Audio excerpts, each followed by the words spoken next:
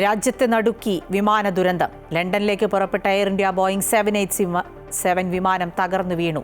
വിമാനത്തിലുണ്ടായിരുന്ന 241 പേർ മരിച്ചു. വിമാനം ഇടിച്ചിറങ്ങിയ BM മെഡിക്കൽ കോളേജിലെ 5 വിദ്യാർത്ഥികളും മരിച്ചു. അപകടത്തെക്കുറിച്ച് വ്യോമയാന മന്ത്രാലയം അന്വേഷണം തുടങ്ങി.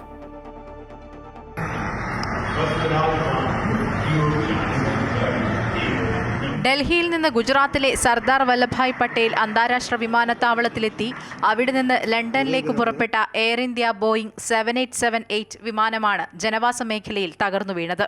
ഉച്ചയ്ക്ക് 1:38 ടേക്ക് ഓഫ് ചെയ്ത് മിനിറ്റുകൾക്കകം വിമാനം തകരാറിലായി ഇടിച്ചിറങ്ങി കത്തുകയായിരുന്നു.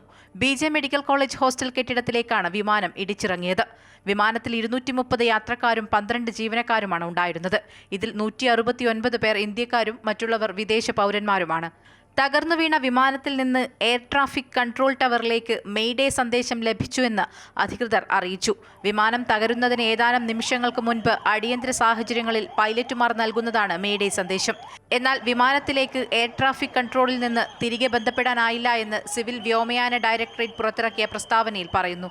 മറുപടി ലഭിക്കുന്നതിന് മുമ്പ് തന്നെ വിമാനം തകർന്നിട്ടുണ്ടാകാമെന്നാണ് അനുമാനം. അപകട കാരണം കണ്ടെത്താൻ DGCA അന്വേഷണം തുടങ്ങി. വിമാന ദുരന്തത്തിന് പിന്നാലെ അഹമ്മദാബാദ് വിമാനത്താവളം അടച്ചു. News desk Amrita TV. Bineesh കൊട്ടാരത്തിൽ ഈ വാർത്തയുടെ വിശദാംശങ്ങളുമായി ന്യൂസ് ഡെസ്കിൽ നിന്ന് ചേരുകയാണ്. രാജ്യത്തെ നടുക്കിയ അഹമ്മദാബാദ് വിമാനാപകടത്തിൽ 204 മൃതദേഹങ്ങൾ കണ്ടെത്തി എന്നുള്ള പുതിയ വിവരങ്ങൾ ഇപ്പോൾ വരുന്നു. ഒപ്പം തന്നെ മൃതദേഹങ്ങൾ കൈമാറുന്നതുമായി ബന്ധപ്പെട്ട് അടുത്ത ബന്ധുക്കളുടെ DNA സാമ്പിളുകൾ ശേഖരിച്ചു തുടങ്ങിയിട്ടുണ്ട് എന്നുള്ള വിവരങ്ങൾ വരികയാണ്. ഒപ്പം ഒരാളെ അത്ഭുതകരമായി അവിശ്വസനീയമായി ഒരാൾ രക്ഷപ്പെട്ട റിപ്പോർട്ടുകളുമുണ്ട്. ബിനീഷ് സൂചിപ്പിച്ച പോലെ തന്നെ രാജ്യം കണ്ട വലിയ വിമാന ദുരന്തങ്ങളിലൊന്ന്, അതായത് രാജ്യത്തെ രണ്ടാമത്തെ ഏറ്റവും വലിയ വിമാന ദുരന്തം, അങ്ങനെ വേണം ഇതിനെ വിലയിരുത്താൻ. 241 പേർക്ക് ജീവൻ നഷ്ടമായി എന്നാണ് നമ്മൾ ഇപ്പോൾ മനസ്സിലാക്കുന്നത്. ഈ DNA സാമ്പിളുകൾ ശേഖരിച്ച് എത്രയും വേഗം ഇനി മൃതദേഹങ്ങൾ വിട്ടു നൽകുക എന്നതാണല്ലോ പ്രധാനം. ഒപ്പം ഇതുമായി ബന്ധപ്പെട്ട അന്വേഷണവും നടക്കുന്നുണ്ടല്ലോ. അഖില, തീർച്ചയായും രാജ്യത്തെ മുഴുവനും ഞെട്ടിച്ച ഒരു വിമാന അപകടം തന്നെയാണ് അഹമ്മദാബാദിലുണ്ടായത്. 242 യാത്രക്കാർ, അതായത് യാത്രക്കാരും ജീവനക്കാരുമായി അഹമ്മദാബാദിൽ നിന്നും പറന്നു വരുന്ന വിമാനമാണ് ഒരു തീഗോളമായി കത്തിയമർന്നത്. അതിൽ നിന്നും ഒരാൾ രക്ഷപ്പെട്ടിരിക്കുന്നു എന്നൊഴിയാൽ ബാക്കി വിമാനത്തിലുണ്ടായിരുന്നവരെല്ലാം തന്നെ മരിക്കുന്ന ഒരു സാഹചര്യവുമുണ്ടായി. പറന്നുയർന്ന് ഏതാണ്ട് 5 മിനിറ്റിനുള്ളിൽ വിമാനം കത്തിയമർന്നു എന്നതാണ് ഏറ്റവും ദുഃഖകരമായ കാര്യം. അതായത് ഈ അപകട സൂചന മാത്രം നൽകുവാനാണ് പൈലറ്റിനും ഒരു തവണ കഴിഞ്ഞിട്ടുണ്ട്. വിമാനം പറന്നുയർന്ന് ഏതാണ്ട് ഉടൻ തന്നെ നിമിഷങ്ങൾക്കുള്ളിൽ തന്നെ വിമാനത്തിൽ നിന്നും ഒരു അപായ സൂചന മാത്രമാണ് എയർ ട്രാഫിക് കൺട്രോൾ റൂമിലേക്ക് ലഭിച്ചത്. തുടർന്ന് അവിടെ നിന്നും വിമാനവുമായി പൈലറ്റുമായി ബന്ധപ്പെടുവാനൊക്കെ നടത്തിയ ശ്രമങ്ങളെല്ലാം തന്നെ പരാജയപ്പെടുകയും 5 മിനിറ്റിനുള്ളിൽ ആ വിമാനം തകർന്ന് ജനവാസ മേഖലയിൽ മെഡിക്കൽ വിദ്യാർത്ഥികളുടെ ഒരു ഹോസ്റ്റലിന് മുകളിലേക്ക് തകർന്നു വീണ് ഒരു വലിയ അഗ്നിഗോളമായി മാറുന്ന ദൃശ്യങ്ങളാണ് നമ്മൾ കണ്ടത്. അതുകൊണ്ട് തന്നെ വിമാനത്തിലുണ്ടായിരുന്ന ആർക്കും തന്നെ രക്ഷപ്പെടുവാനായി കഴിഞ്ഞതുമില്ല. ഒരാൾ അതിൻ്റെ എമർജൻസി ഡോർ വഴി പുറത്തേക്ക് ചാടിയ ഒരാൾ രക്ഷപ്പെട്ടു എന്നത് മാത്രമാണ്, അത്ഭുതകരമായി രക്ഷപ്പെട്ടു എന്നത് മാത്രമാണ് ഈ ദുരന്തത്തിൽ നമുക്ക് ആശ്വസിക്കാൻ കഴിയുന്നത്. മാത്രമല്ല, സാധാരണ ഇത്തരം സാഹചര്യങ്ങളിൽ വിമാനത്തിൽ എന്തെങ്കിലും സാങ്കേതിക തകരാറുണ്ടായാൽ ഒന്നുകിൽ വിമാനം തിരിച്ച് റൺവേയിൽ ഇറക്കാൻ ശ്രമിക്കും. റൺവേയിൽ ഇറക്കാൻ സാധിക്കാത്ത സാഹചര്യമാണെങ്കിൽ ജനവാസ മേഖലയല്ലാത്ത ഏതെങ്കിലും ഇടങ്ങളിലേക്ക് ഒരു ക്രാഷ് ലാൻഡിംഗ് നടത്തും. അതിനു മുമ്പ് വിമാനത്തിലെ ഇന്ധനം മുഴുവനും ഒഴുക്കിക്കളയും. എന്നാൽ ഇതിനൊന്നും അവസരം ലഭിച്ചിരുന്നില്ല. വളരെ പെട്ടെന്ന് തന്നെ വിമാനം അപകടത്തിലേക്ക് പെടുകയും ഏതാണ്ട് 5 മിനിറ്റ് കൊണ്ട് വിമാനം അപകടത്തിൽപ്പെടുകയും ഒരു ആശയവിനിമയത്തിനുള്ള സമയം പോലും ലഭിച്ചില്ല. അതുകൊണ്ട് തന്നെയാണ് ജനവാസ മേഖലയിലേക്ക് വിമാനം തകർന്നു വീണത്. ആ തകർച്ചയിൽ ആ കെട്ടിടത്തിലുണ്ടായിരുന്ന മെഡിക്കൽ വിദ്യാർത്ഥികളിൽ 5 പേർ മരിക്കുകയും നിരവധി പേർക്ക് പരിക്കേൽക്കുകയും ചെയ്യുന്ന ഒരു സാഹചര്യവും ഉണ്ടായി. എന്തായാലും ഈ വിമാനത്തെ പറ്റി പറയുമ്പോൾ ഇന്ത്യയുടെ അല്ലെങ്കിൽ തന്നെ ബോയിങ് വിമാനമാണ്. അത് ഡ്രീം ലൈനർ വിഭാഗത്തിൽപ്പെട്ട ബോയിങ് വിമാനമാണ് എന്നതാണ് ഏറ്റവും ശ്രദ്ധേയം. വളരെ സുരക്ഷിതത്വമുള്ള ഒരു വിമാനമാണ്.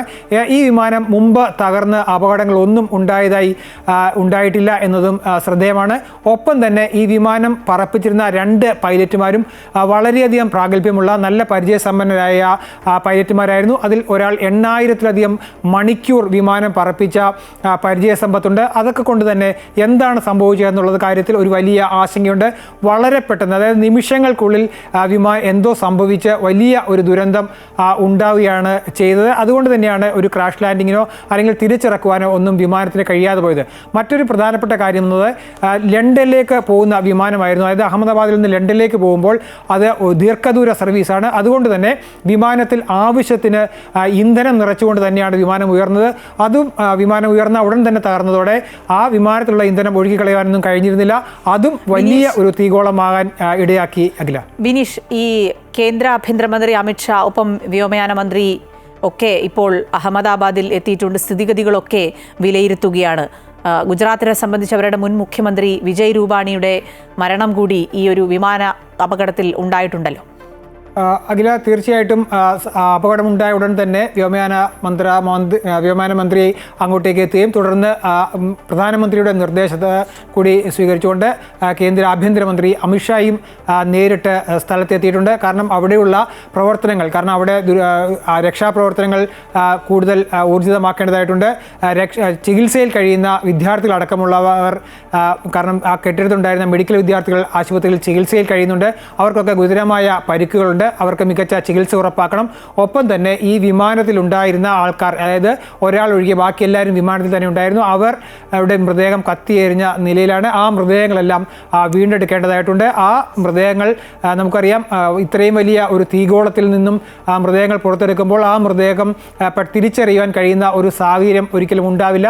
അതുകൊണ്ട് തന്നെ DNA ടെസ്റ്റ് അടക്കമുള്ള കാര്യങ്ങൾ അനിവാര്യമാണ്. അതിനുള്ള സംവിധാനങ്ങളും അവിടെ ഏർപ്പെടുത്തിയിട്ടുണ്ട്. DNA പരിശോധനകൾ ആരംഭിച്ചിട്ടുണ്ട്. നമുക്കറിയാം, വിമാനത്തിലുണ്ടായിരുന്നവരെ കുറിച്ച് കൃത്യമായ ഒരു പട്ടികയുണ്ട്. അതുകൊണ്ട് തന്നെ വിമാനത്തിലുണ്ടായിരുന്നവരെല്ലാം ലിസ്റ്റ് കൃത്യമായി നമുക്കറിയാം ആരൊക്കെ വിമാനത്തിൽ യാത്ര ചെയ്തിട്ടുണ്ട്. അപ്പോൾ അതും വെച്ച് അവരുടെ ബന്ധുക്കളുമായി ബന്ധപ്പെട്ടുകൊണ്ടാണ് ഇപ്പോൾ DNA പരിശോധന വളരെ വേഗത്തിൽ തന്നെ ആരംഭിച്ചിരിക്കുകയാണ്. ഈ DNA പരിശോധന പൂർത്തിയാക്കിയാൽ മാത്രമേ ആരുടെയൊക്കെ മൃതദേഹങ്ങൾ തിരിച്ചറിയുവാനും അതാത് കുടുംബാംഗങ്ങൾക്ക് നൽകുവാനും കഴിയുള്ളൂ. അതുകൊണ്ട് തന്നെ അത്തരം പ്രവർത്തനങ്ങളെല്ലാം ഏകോപിപ്പിക്കുന്നതിൻ്റെ ഭാഗം കൂടിയായിട്ടാണ് ആഭ്യന്തരമന്ത്രിയും വ്യോമയാന മന്ത്രിയും ഒക്കെ തന്നെ ആ സംഭവ സ്ഥലത്തേക്ക് നേരിട്ടെത്തി അതിനെല്ലാം നേതൃത്വം കൊടുക്കുന്നത്. ഒപ്പം തന്നെ ആ തകർന്ന കെട്ടിടത്തിനുള്ളിൽ ആരെങ്കിലും ഉണ്ടോ, ഇനിയും ആരെങ്കിലും ഉണ്ടോ എന്ന കാര്യം ഉറപ്പുവരുത്തേണ്ടതായിട്ടുണ്ട്. കാരണം വിമാനം വീണ് ആ കെട്ടിടത്തിന് കേടുപാടുകൾ സംഭവിച്ചിട്ടുണ്ട്. ആ കെട്ടിടത്തിൻ്റെ നല്ലൊരു ഭാഗം അഗ്നിക്കിരയാകുകയും ചെയ്തിട്ടുണ്ട്. അപ്പോൾ ആ സാഹചര്യങ്ങളെല്ലാം നിലനിൽക്കുന്നു. അങ്ങനെയുള്ള കാര്യങ്ങളെല്ലാം ഏകോപിപ്പിക്കുക എന്നുള്ള ആ ഒരു ലക്ഷ്യത്തോടു കൂടിയാണ് അവർ എത്തിയിട്ടുള്ളത്. ഒപ്പം തന്നെ വിമാനത്തിലുണ്ടായിരുന്ന വിജയ് രൂപാണി, മുൻ ഗുജറാത്ത് മുഖ്യമന്ത്രി കൂടിയായിരുന്ന വിജയ് രൂപാണി മരണവും സ്ഥിരീകരിക്കപ്പെട്ടിരിക്കുന്നു. നേരത്തെ ആദ്യം ഇവർ യാത്രികരുടെ ലിസ്റ്റിലുണ്ടായിരുന്നെങ്കിലും ഈ വിമാനത്തിൽ കയറിയിരുന്നില്ല എന്ന ഒരു വാർത്തകൾക്ക് ഇടയ്ക്ക് പുറത്തു വന്നിരുന്നു. എന്നാൽ പിന്നീട് നടത്തിയ പ്രാഥമിക അന്വേഷണത്തിൽ തന്നെ ഇവർ വിമാനത്തിൽ ഉണ്ടായിരുന്നുവെന്ന് വ്യക്തമാകുകയും അങ്ങനെ അവരുടെ മരണം സ്ഥിരീകരിക്കുകയുമാണ് ഉണ്ടായത്. എന്തായാലും വലിയ ഒരു ദുരന്തത്തിനാണ് വേദിയായത്. ആ ദുരന്തത്തിൻ്റെ കാരണങ്ങൾ അടക്കം ഇനി കണ്ടെത്തേണ്ടതായിട്ടുണ്ട്. ഇത്രയും പെട്ടെന്ന് ഇത്രയും സുരക്ഷിതമായ ഡ്രീം ലൈനർ വിഭാഗത്തിൽപ്പെട്ട ബോയിങ് വിമാനം തകരുക എന്നുള്ളത് തീർത്തും അവിശ്വസനീയമായ ഒന്നാണ്. അത് ഏത് സാഹചര്യത്തിലാണ് അങ്ങനെ ഒരു അപകടം ഉണ്ടായത് എന്ന കാര്യത്തിൽ ഒരു അന്വേഷണം ആവശ്യമാണ്. ഗൗരവമായ ഒരു അന്വേഷണമാണ്. ഇക്കാര്യത്തിൽ UK അടക്കമുള്ള രാജ്യങ്ങൾ, റഷ്യ അടക്കമുള്ള രാജ്യങ്ങൾ ഏതെങ്കിലും തരത്തിലുള്ള അന്വേഷണത്തിൽ ഇന്ത്യയുമായി സഹകരിക്കാം എന്ന് പറഞ്ഞിട്ടുണ്ട്. കാരണം ഇത്ര സുരക്ഷിതമായ ഒരു വിമാനം, ഇത്രയും പ്രഗത്ഭരായ, ഇത്രയും പരിചയസമ്പന്നരായ വൈമാനികർ പറത്തുന്ന വിമാനം, അത് വളരെ പെട്ടെന്ന് എങ്ങനെയാണ് അപകടത്തിലുണ്ടായത്? അതിന് ഒരു തരത്തിലും അതിന് ഒരു മുൻകരുതലുകൾ, അപകടത്തിൻ്റെ ആഘാതം, വ്യാപ്തി കുറയ്ക്കുവാൻ പറ്റുന്ന തരത്തിൽ ഒന്നും ചെയ്യുവാനായി കഴിയാതെ പോയ ഒരു സാഹചര്യം എന്താണ് തുടങ്ങിയ കാര്യങ്ങളെല്ലാം തന്നെ പരിശോധിക്കേണ്ടതായിട്ടുണ്ട്. മാത്രമല്ല, ഈ വൈമാനികരുടെ വൈദഗ്ധ്യം വ്യക്തമാക്കുന്ന ഒരു കാര്യം കൂടി ഉണ്ടായിട്ടുണ്ട്. അതായത് നിമിഷങ്ങൾ കൊണ്ട് തകർന്ന വിമാനത്തിൻ്റെ എമർജൻസി ഡോറുകളെല്ലാം, എക്സിറ്റുകളെല്ലാം തന്നെ നിമിഷങ്ങൾ കൊണ്ട് തന്നെ പൈലറ്റ് തുറന്നു കൊടുത്തിരുന്നു. അതുകൊണ്ടാണ് ഒരാൾക്കെങ്കിലും അവിടെ നിന്ന് ചാടി രക്ഷപ്പെടുവാനുള്ള ഒരു സാഹചര്യം ഒരുക്കിയത്. കാരണം അത്രയും പ്രഗത്ഭമുള്ള, അത്രയും സമചിത്തത്തോടെ കാര്യങ്ങൾ നിയന്ത്രിക്കാൻ കഴിയുന്ന പരിചയസമ്പന്നരായ പൈലറ്റുമാരായിരുന്നു വിമാനത്തിലുണ്ടായത്. ഇത്രയൊക്കെ ആയിട്ടും ഇത്ര വലിയ ഒരു ദുരന്തം ഉണ്ടായതിനെക്കുറിച്ചുള്ള ഒരു വിശദമായ അന്വേഷണവും അനിവാര്യമാണ്. അഖില. ശരി, ബിനീഷ് സൂചിപ്പിച്ചതുപോലെ തന്നെ അന്വേഷണം അതിൻ്റെ എല്ലാ ഘട്ടത്തിലും പുരോഗമിക്കുകയാണ്. പക്ഷേ നേരത്തെ സൂചിപ്പിച്ചതുപോലെ 241 പേരുടെ ജീവൻ ഈ ദുരന്തത്തിൽ നഷ്ടമായിരിക്കുന്നു. അതിൽ പല മൃതദേഹങ്ങളും ഇപ്പോൾ കണ്ടെത്തിയിട്ടുണ്ടെന്നാണ് മനസ്സിലാക്കുന്നത്. പക്ഷേ ഇവരെ തിരിച്ചറിയാൻ വേണ്ടിയുള്ള DNA പരിശോധനകളുടെ സാമ്പിളുകൾ ശേഖരിച്ചു തുടങ്ങി. വളരെ വേഗം ഈ നടപടികൾ പൂർത്തീകരിച്ച് ബന്ധുക്കൾക്ക് ഈ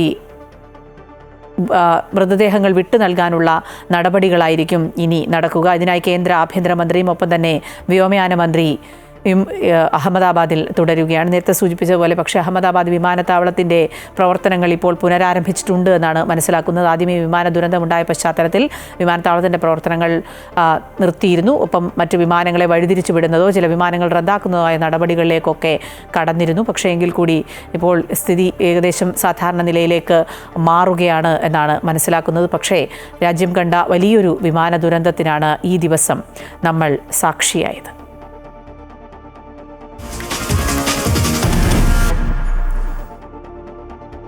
സൂചിപ്പിച്ച പോലെ തന്നെ രാജ്യത്തെ രണ്ടാമത്തെ വലിയ വിമാന ദുരന്തമാണ് അഹമ്മദാബാദിലുണ്ടായത്.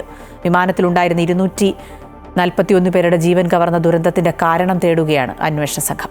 ഇതിനു മുമ്പ് രാജ്യത്തെ നടുക്കിയ പ്രധാന വിമാന ദുരന്തങ്ങൾ ഏതൊക്കെയെന്നുകൂടി നോക്കാം. ഗുജറാത്തിലെ സർദാർ വല്ലഭായ് പട്ടേൽ അന്താരാഷ്ട്ര വിമാനത്താവളത്തിൽ നിന്നും ലണ്ടനിലെ ഗാറ്റ്വിക്കിലേക്ക് പറന്നുയർന്ന എയർ ഇന്ത്യ വിമാനം കത്തിയമർന്നപ്പോൾ നഷ്ടപ്പെട്ടത് നിരവധി ജീവനുകളാണ്.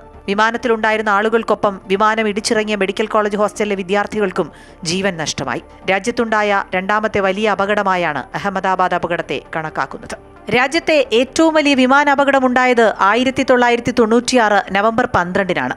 ഹരിയാനയിലെ ചർക്കി ദദ്രി ജില്ലയിൽ സൗദി വിമാനവും കസാക്കിസ്ഥാൻ വിമാനവും കൂട്ടിയിടിച്ചു. 2 വിമാനങ്ങളിലുമായി ഉണ്ടായിരുന്ന 349 പേരും മരിച്ചു. ചരിത്രത്തിൽ ഇന്നുവരെയുള്ളതിൽ വെച്ച് ഏറ്റവും മോശമായ ആകാശ കൂട്ടിയിടിയാണിത്. വ്യോമയാന ചരിത്രത്തിലെ 3ാമത്തെ മാരകമായ വിമാനാപകടം. പൈലറ്റിന്റെ വീഴ്ചയായിരുന്നു ആ അപകടത്തിന് കാരണം. 1978 ജനുവരി 1-നുണ്ടായ എംപറർ അശോക വിമാനാപകടത്തിൽ കൊല്ലപ്പെട്ടത് 213 പേരാണ്. രാജ്യത്തെ 3ാമത്തെ വലിയ വിമാനാപകടം. മുംബൈ ദുബായ് വിമാനം കരയിൽ നിന്ന് 2 മൈൽ അകലെയും പറന്നുയർന്ന് വെറും 4 മിനിറ്റിനുള്ളിലും തകർന്നു വീഴുകയായിരുന്നു. പൈലറ്റിന്റെ പിഴവും യന്ത്രത്തകരാറും അപകടത്തിന് കാരണമായി. 88-ൽ അഹമ്മദാബാദിൽ ഇന്ത്യൻ എയർലൈൻസ് അപകടത്തിൽ മരിച്ചത് 133 പേർ. 158 പേരുടെ ജീവനെടുത്ത അപകടമാണ് 2010-ൽ മംഗലാപുരത്തുണ്ടായത്. കർണാടകയിലെ മംഗലാപുരം വിമാനത്താവളത്തിൽ എയർ ഇന്ത്യ എക്സ്പ്രസ് വിമാനം റൺവേയിൽ നിന്ന് തെന്നിമാറി കൊക്കയിലേക്ക് മറിയുകയായിരുന്നു. പൈലറ്റിന്റെ അമിത ആത്മവിശ്വാസം അപകട കാരണമായി. 1988-ൽ അഹമ്മദാബാദിൽ നടന്ന ഇന്ത്യൻ എയർലൈൻസ് അപകടത്തിൽ മരിച്ചത് 133 പേർ. 1976 ഒക്ടോബർ 12-ന് ബോംബെയിൽ ഇന്ത്യൻ എയർലൈൻസ് ഫ്ലൈറ്റ് 171 തകർന്നു വീണു. വിമാനത്തിലുണ്ടായിരുന്ന 95 പേരും മരിച്ചു. 1990 ഫെബ്രുവരി 14-ന് ബംഗളൂരുവിൽ ഇന്ത്യൻ എയർലൈൻസിന്റെ IC605 വിമാനം തകർന്നു വീണ് 92 പേരാണ് മരിച്ചത്. പൈലറ്റിന്റെ പിഴവും സാങ്കേതിക ആശയക്കുഴപ്പവും അപകടത്തിന് കാരണമായി. 2000 ജൂൺ 17-ന് പാറ്റ്നയിൽ അലയൻസ് എയർ വിമാനം തകർന്നു വീണ് 60 പേർ മരിച്ചു. കൊൽക്കത്തയിൽ നിന്ന് പറ്റ്ന ലക്നൌ വഴി ഡൽഹിയിലേക്ക് പോവുകയായിരുന്നു വിമാനം. 1993 ഏപ്രിൽ 26-ന് മഹാരാഷ്ട്രയിലെ ഔറംഗാബാദിൽ ഇന്ത്യൻ എയർലൈൻസിന്റെ IC49 വിമാനം തകർന്നു വീണ് 55 പേരാണ് മരിച്ചത്. പൈലറ്റിന്റെ പിഴവും ഗതാഗതം നിയന്ത്രിക്കുന്നതിൽ ഉദ്യോഗസ്ഥരുടെ പരാജയവും ദുരന്തത്തിന് കാരണമായി. 5 വർഷങ്ങൾക്ക് മുമ്പാണ് കേരളത്തിൽ വിമാനാപകടമുണ്ടായത്. 2020-ൽ Air India Express Dubai Kozhikode Vande Bharat വിമാനം തകർന്നു വീണ് പൈലറ്റ് ഉൾപ്പെടെ 20 പേർ മരിച്ചു. ടേബിൾ ടോപ്പ് റൺവേയാണ് അപകടത്തിന് കാരണമെന്നാണ് കണ്ടെത്തൽ. റൺവേയിൽ നിന്ന് തെന്നിമാറിയ വിമാനം 110 അടി താഴ്ചയിലേക്ക് വീണു. ഏറ്റവും സുരക്ഷിതമായ യാത്രാമാർഗങ്ങളിലൊന്നായാണ് വിമാനയാത്രയെ കണക്കാക്കുന്നത്. അതുകൊണ്ട് തന്നെ വിമാനാപകടമുണ്ടാക്കുന്ന ആശങ്കകളും ചെറുതല്ല. News desk Amrita TV.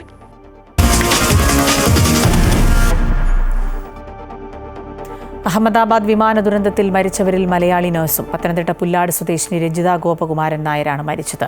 ലണ്ടനിൽ നഴ്സായിരുന്ന രഞ്ജിത നാട്ടിൽ വന്ന് തിരികെ മടങ്ങുന്നതിനിടെയാണ് അപകടമുണ്ടായത്. കുടുംബത്തോടൊപ്പം പുതിയ വീട്ടിൽ താമസിക്കുകയെന്ന സ്വപ്നം ബാക്കിയാക്കിയാണ് രഞ്ജിതയുടെ മടക്കം. നാടിനും നാട്ടുകാർക്കും പ്രിയങ്കരിയായിരുന്നു രഞ്ജിത. ഏറെ ഹൃദയവേദനയോടെയാണ് രഞ്ജിതയുടെ വിയോഗ വാർത്ത പുല്ലാടുകാർ ഉൾക്കൊണ്ടത്. 3 ദിവസത്തെ അവധിക്കായി നാട്ടിലെത്തിയ രഞ്ജിത ഇന്നലെ തിരികെ പോകുമ്പോൾ ഇങ്ങനെയൊരു വാർത്ത കേൾക്കേണ്ടി വരുമെന്ന് ആരും പ്രതീക്ഷിച്ചിരുന്നില്ല. നാട്ടിലെ ജീവിത സാഹചര്യം മെച്ചപ്പെടുത്തുന്നതിനായി ഒമാനിലെ സലാലയിലാണ് രഞ്ജിത ആദ്യം സ്റ്റാഫ് നഴ്സായി ജോലിയിൽ പ്രവേശിക്കുന്നത്. അവിടുത്തെ ജോലിക്കിടെ 2019 PSC എഴുതി സർക്കാർ സർവീസിൽ പ്രവേശിച്ചു. കോഴഞ്ചേരി ജില്ലാ ആശുപത്രിയിലാണ് രഞ്ജിത ജോലി ചെയ്തിരുന്നത്. പിന്നീട് ഇവിടെ നിന്ന് അവധിയെടുത്ത് ഒമാനിലേക്ക് പോയി. അവിടെ നിന്നും ഏകദേശം 1 വർഷം മുമ്പ് മികച്ച ശമ്പളത്തിൽ ലണ്ടനിൽ ജോലി ലഭിച്ചു. എന്നാൽ അധികം വൈകാതെ തിരികെ നാട്ടിലെത്തി സർക്കാർ സർവീസിൽ പ്രവേശിക്കണമെന്നായിരുന്നു ആഗ്രഹം. ഇതിന് ആവശ്യമായ നടപടിക്രമങ്ങൾക്കായാണ് ഇത്തവണ രഞ്ജിത എത്തിയത്. ഇതെല്ലാം പൂർത്തിയാക്കി ലണ്ടനിലേക്ക് മടങ്ങുന്നതിനിടെയാണ് വിമാന ദുരന്തത്തിൽ രഞ്ജിതയുടെ ജീവൻ പൊലിഞ്ഞത്. പെട്ടെന്നാണ് നമുക്കിവിടെ ഈ വീട്ടിൽ നിന്നാണ് നമ്മുടെ കൊച്ചാണ് പോയെന്നുള്ളത് മനസ്സിലാക്കാൻ പറ്റിയത്. മിനിഞ്ഞാന്ന് വരെ ഇവിടെ ഉണ്ടായിരുന്നു. ഈ വീട് പണിയുമായിട്ട് ബന്ധപ്പെട്ടുമെല്ലാം കോഴഞ്ചേരി ഗവൺമെൻറ് ഹോസ്പിറ്റലിലെ സ്റ്റാഫായിരുന്നു. അവിടുന്ന് അവധിയെടുത്ത് വിദേശത്തേക്ക് പോയതാണ്. 5 വർഷത്തെ അവധിയെടുത്ത് വിദേശത്തേക്ക് പോയതാണ്. മരണം സ്ഥിരീകരിക്കാതിരുന്നപ്പോൾ രക്ഷപ്പെടട്ടെ എന്ന് ആത്മാർത്ഥമായിട്ട് പ്രാർത്ഥിച്ചു. എനിക്ക് ഉൾക്കൊള്ളാൻ സാധിക്കുന്നില്ല. നാട്ടുകാർക്ക് ആ കുടുംബം എങ്ങനെ ഉൾക്കൊള്ളും എന്ന് ഒരു പിടിയുമില്ല. നല്ലൊരു ബന്ധം പുലർത്തിക്കൊണ്ടിരുന്ന ഞങ്ങൾ കൊച്ചിലെ തൊട്ടേ അമ്മയായിട്ടും പിള്ളേരുമായിട്ടും ഒക്കെ നല്ല സ്നേഹത്തിലും നല്ല കുഞ്ഞുങ്ങളായിരുന്നു അവർക്ക്. അതൊരു വന്നു കഴിഞ്ഞപ്പോൾ ഞങ്ങൾക്ക് സഹിക്കാൻ പറ്റാത്ത വേദനയാണ്. മാസങ്ങൾക്ക് മുമ്പാണ് നിലവിലെ വീടിനോട് ചേർന്ന് രഞ്ജിതയുടെ പുതിയ വീടിന്റെ നിർമ്മാണം ആരംഭിച്ചത്. വീടിന്റെ നിർമ്മാണം ആരംഭിക്കുന്ന വേളയിൽ രഞ്ജിത നാട്ടിലെത്തിയിരുന്നു. പുതിയ വീടിന്റെ നിർമ്മാണം 75% പൂർത്തിയായി. 10ാം ക്ലാസ് വിദ്യാർത്ഥിയായ ഇന്ദുചൂടൻ, 7ാം ക്ലാസ് വിദ്യാർത്ഥിനിയായ ഇതിക എന്നീ 2 മക്കളുടെയും ക്യാൻസർ രോഗിയായ അമ്മയുടെയും ഏക ആശ്രയമായിരുന്നു രഞ്ജിത. അമൃത ന്യൂസ്, പത്തനംതിട്ട. രഞ്ജിതയുടെ മൃതദേഹം നാട്ടിലെത്തിക്കാനുള്ള നടപടിക്രമങ്ങൾ വേഗത്തിലാക്കുമെന്ന് കേന്ദ്രമന്ത്രി സുരേഷ് ഗോപി. സഹോദരൻ അഹമ്മദാബാദിലെ ആശുപത്രിയിലെത്തും. DNA പരിശോധന പൂർത്തിയാക്കി മൃതദേഹം നാട്ടിലേക്ക് എത്തിക്കും. സെൻട്രലിൽ നിന്നല്ല, അവിടെ സിവിൽ ഏവിയേഷൻ മിനിസ്റ്ററും ഹോം മിനിസ്റ്ററും അവിടെ തന്നെയുണ്ട്, സ്പോട്ടിൽ തന്നെയുണ്ട്. ഇത് ഐഡൻറ്റിഫിക്കേഷനൊക്കെയുള്ള മാർഗങ്ങൾ പോയിക്കൊണ്ടിരിക്കുകയാണ്. നാളെ അതിനൊരു തീരുമാനമാവും. അതിപ്പോഴൊന്നും DNA വേണ്ടി വരുമല്ലോ. ഒരാൾ പോകേണ്ടി വരുന്നുണ്ട്. തയ്യാറായി നിൽക്കും. അമ്മ ഇതുവരെ അറിഞ്ഞിട്ടില്ല. പക്ഷേ എല്ലാവരും കൂടെ വരുമ്പോൾ പിന്നെ സംശയം പതുക്കെ അറിയുന്നതാണ് നല്ലത്. DNA പരിശോധനയ്ക്ക് ശേഷം മൃതദേഹം നാട്ടിലെത്തിക്കാൻ നടപടി സ്വീകരിക്കുമെന്ന് പത്തനംതിട്ട ജില്ലാ കളക്ടർ S. പ്രേംകൃഷ്ണൻ. രഞ്ജിതയുടെ സഹോദരൻ അഹമ്മദാബാദിലേക്ക് പോകും. സർക്കാർ തലത്തിൽ ആശയവിനിമയങ്ങൾ നടക്കുന്നുണ്ട് എന്നും കളക്ടർ അറിയിച്ചു. ഫാമിലിയെ വിസിറ്റ് ചെയ്തു. അവരോട് കാര്യങ്ങളെല്ലാം പറഞ്ഞിട്ടുണ്ട്. പിന്നെ അതോടൊപ്പം തന്നെ ഇപ്പം സഹോദരൻ്റെ അടുത്ത് കാര്യങ്ങളെല്ലാം വ്യക്തമായിട്ട് പറഞ്ഞിട്ടുണ്ട്. പിന്നെ അവിടെയുള്ള ഗുജറാത്തിലുള്ള അവിടുത്തെ ഓഫീസേഴ്സ് ഇപ്പോൾ അവിടെ ഹോസ്പിറ്റൽ പോസ്റ്റായിട്ടുള്ള ഓഫീസേഴ്സിൻ്റെ അടുത്ത് സംസാരിച്ചിട്ടുണ്ടായിരുന്നു. അപ്പോൾ ഇവർക്കൊരു ചെറിയ കൺഫ്യൂഷൻ ഉണ്ടായിരുന്നു ലിസ്റ്റിലുണ്ട്. അപ്പോൾ അത് ചേർത്ത് നമ്മൾ ഒഫീഷ്യലി അവിടുത്തെ ലിസ്റ്റുമായിട്ട് കമ്പയർ ചെയ്ത് കൺഫേം ചെയ്തിട്ടുണ്ട്. അപ്പോൾ ഇനിയിപ്പം അടുത്ത പ്രൊസീജിയർ എന്ന് പറഞ്ഞു കഴിഞ്ഞാൽ ഈ ബോഡി ഐഡൻറ്റിഫൈ ചെയ്യുക എന്നുള്ളതാണ്. അപ്പോൾ അതിനുവേണ്ടി ഇവരുടെ ഏതെങ്കിലും ഒരു ഇവർക്കിപ്പം കൊണ്ടുപോയ ഡീറ്റെയിൽസ്, ഇപ്പോൾ ഈ പറഞ്ഞ വസ്ത്രം ഏതാണെന്നോ അല്ലെങ്കിൽ ബാഗോ കാര്യങ്ങളോ ഒന്നും ഇവർക്ക് അറിയില്ല. അപ്പോൾ അതുകൊണ്ട് തന്നെ സഹോദരൻ ആരെങ്കിലും ഗുജറാത്തിൽ പോയി അവർ ഇപ്പം അവിടെയുള്ള ബോഡിയെല്ലാം ഒരു DNA സാമ്പിൾ ചെയ്യുന്നുണ്ട്. അപ്പോൾ DNA സാമ്പിളിങ് ചെയ്തിട്ട് സഹോദരൻ പോയി അദ്ദേഹത്തിൻ്റെ അതിൽ നിന്ന് മാച്ച് ചെയ്യുമ്പോഴാണ് നമുക്ക് ബോഡി വിട്ടു തരുന്നതെന്നാണ് ഗുജറാത്തിൽ നിന്നും ഒഫീഷ്യലി അറിയിച്ചത്. തീരദേശ മേഖലയിലെ ദുരിത ജീവിതത്തിലേക്ക് വിരൽ ചൂണ്ടുന്ന അമൃത ന്യൂസ് അന്വേഷണ പരമ്പര കണ്ണീർ കടലോരം.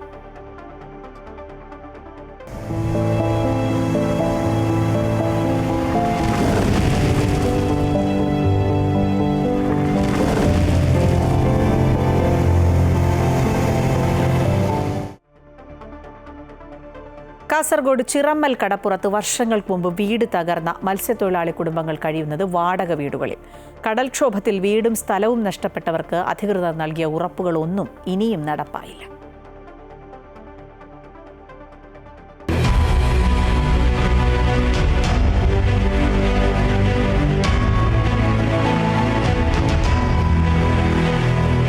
തിരമാലകളടിച്ച് വർഷങ്ങൾക്ക് മുൻപ് തകർന്നുപോയ വീടുകളുടെ ചുമർഭാഗങ്ങളുടെ അവശേഷിപ്പുകളാണ് ഈ കാണുന്നത്. ചിറമൽ കടപ്പുറത്തുകൂടി നടന്നു നീങ്ങുമ്പോൾ കടലാക്രമണത്തിന്റെ ഭീകരത വ്യക്തമാക്കുന്ന നിരവധി കാഴ്ചകൾ കാണാം. ചിതറിത്തെറിച്ചു നിൽക്കുന്ന കരിങ്കല്ലുകൾക്ക് മുകളിലൂടെ പ്രദേശത്തെ പല വീടുകളിലേക്കും കടൽ വെള്ളം അടിച്ചു കയറുന്നത് പതിവാണ്. ദുരിതം സഹിക്കാൻ കഴിയാതെ വീടുകൾ ഉപേക്ഷിക്കേണ്ടി വന്ന മത്സ്യത്തൊഴിലാളി കുടുംബങ്ങൾക്ക് വീട് വെക്കുവാൻ സ്ഥലവും ധനസഹായവും നൽകുമെന്ന അധികൃത ഉറപ്പുകൾ ഇനിയും നടപ്പാക്കിയിട്ടില്ലെന്ന് പ്രദേശവാസികൾ പറഞ്ഞു.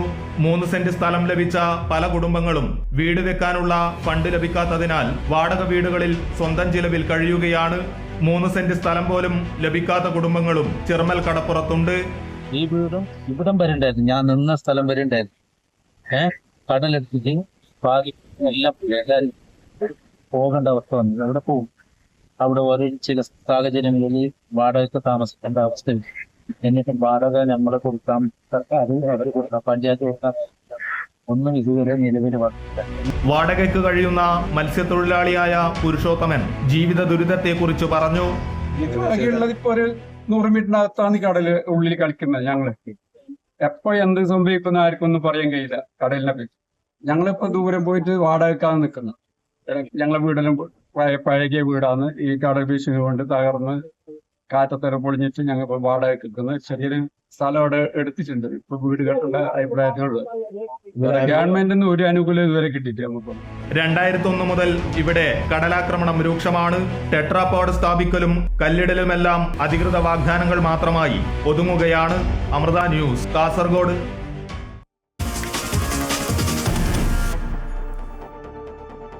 ജാതി സെൻസസിൽ നിന്ന് പിന്മാറണമെന്ന് NSS ഇക്കാര്യം ആവശ്യപ്പെട്ട് രാഷ്ട്രപതിക്കും പ്രധാനമന്ത്രിക്കും നിവേദനം നൽകി. ജനങ്ങളെ ജാതിയുടെയും മതത്തിന്റെയും അടിസ്ഥാനത്തിൽ വേർതിരിക്കുന്നതാണ് ജാതി സെൻസസ് എന്ന് NSS general secretary G. Sukumaran Nair പറഞ്ഞു. ജാതി സെൻസസ് മതപരമായും സാമുദായികപരമായും രാജ്യത്തെ വിഭജിക്കുന്നതാണ്. രാജ്യത്തിന്റെ അഖണ്ഡതയും ദേശീയതയും അപകടത്തിലാക്കുന്നതാണ് നടപടിയെന്നും ആരോപിച്ചു. സെക്രട്ടേറിയറ്റിൽ ജീവനക്കാരിക്ക് ജാതി അധിക്ഷേപം നേരിട്ടതായി പരാതി. സെക്രട്ടേറിയറ്റ് എംപ്ലോയീസ് അസോസിയേഷൻ നേതാവ് പ്രേമാനന്ദൻ ജാതി അധിക്ഷേപം നടത്തിയതായാണ് പരാതി. പട്ടികജാതി ഉദ്യോഗസ്ഥ സ്ഥലം മാറിപ്പോയപ്പോൾ സെക്രട്ടേറിയറ്റിൽ ശുദ്ധികലശം നടത്തിയെന്നും ആരോപണമുയരുന്നു. ജീവനക്കാരിയുടെ പരാതിയിൽ 20 ദിവസത്തിനകം മറുപടി നൽകാൻ SC/ST കമ്മീഷൻ പൊതുഭരണ വകുപ്പിനോട് നിർദ്ദേശിച്ചു. അതേസമയം പരാതി വ്യാജമെന്നും മാനനഷ്ടത്തിന് കേസ് കൊടുക്കുമെന്നും ആരോപണ വിധേയനായ പ്രേമാനന്ദൻ വ്യക്തമാക്കി.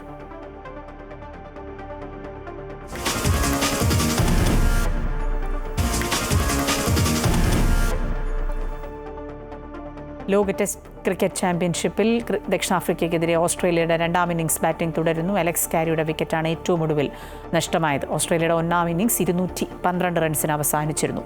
പാറ്റ് കമ്മിൻസിന്റെ 6 വിക്കറ്റ് പ്രകടനം ദക്ഷിണാഫ്രിക്കയെ 1ാം ഇന്നിംഗ്സിൽ 138 റൺസിന് ഒതുക്കിയിരുന്നു. ഓസ്ട്രേലിയ 8 വിക്കറ്റ് നഷ്ടത്തിൽ 144 റൺസ് എടുത്തിട്ടുണ്ട്.